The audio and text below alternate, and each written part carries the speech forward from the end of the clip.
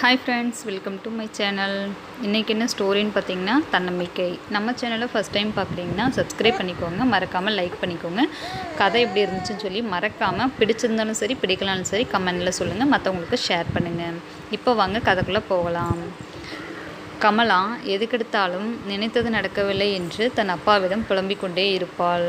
நமக்கு மட்டும் ஏன் இப்படி நடக்கிறது? ஒரு அடி எடுத்து வைத்தால் 3 அடி சறுக்குகின்றது. எனக்கு ராசியே இல்லை என்று எதையாவது சொல்லிக்கொண்டே இருப்பாள். அவளுக்கு தன்னம்பிக்கை கொடுக்க வேண்டும் என்று நினைத்த அவளது அப்பா அவளை அழைத்து சமையல் அறைக்கு சென்றார். 3 பாத்திரங்களில் நீரை நிரப்பி கொதிக்க வைத்தார். முதல் பாத்திரத்தில் உருளைக்கிழங்கு நறுக்கி போட்டார். 2வது பாத்திரத்தில் முட்டை ஒன்றினை போட்டு வேக வைத்தார். 3வது பாத்திரத்தில் சிறிதளவு காப்பித்தூளை போட்டார். சிறிது நேரத்திற்கு பின் 3 பாத்திரங்களையும் கீழே இறக்கி வைத்துவிட்டு கமலாவை அழைத்து, இந்த 3 பாத்திரங்களிலும் இருப்பதை பார்க்கும்போது உனக்கு ஏதாவது புரிகின்றதா என்று கேட்டார். ஒன்றும் புரியாமல் நின்று கொண்டிருந்தாள் கமலா.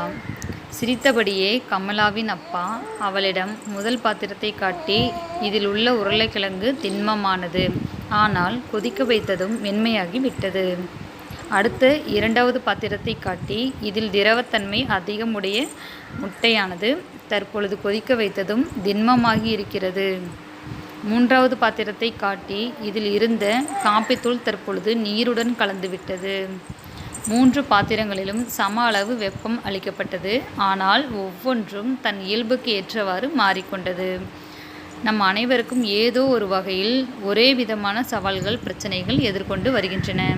அதை நாம் உருளைக்கிழங்கு போல் மென்மையாக துவண்டு போகிறோமா? இல்லை.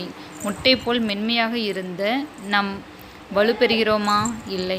காப்பித்தூளை போல பிரச்சனையோடு கலந்து மடியப் போகிறோமா என்பதை நாம் தான் நிர்ணயிக்க வேண்டும் என்றார்.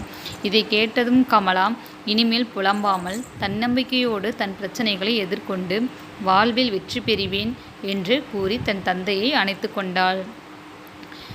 இந்த கதை பிடிச்சிருந்தா மறக்காமல் நீங்கள் லைக் பண்ணிக்கோங்க, சப்ஸ்கிரைப் பண்ணுங்கள், கமெண்ட் பண்ணுங்கள். தேங்க்யூ.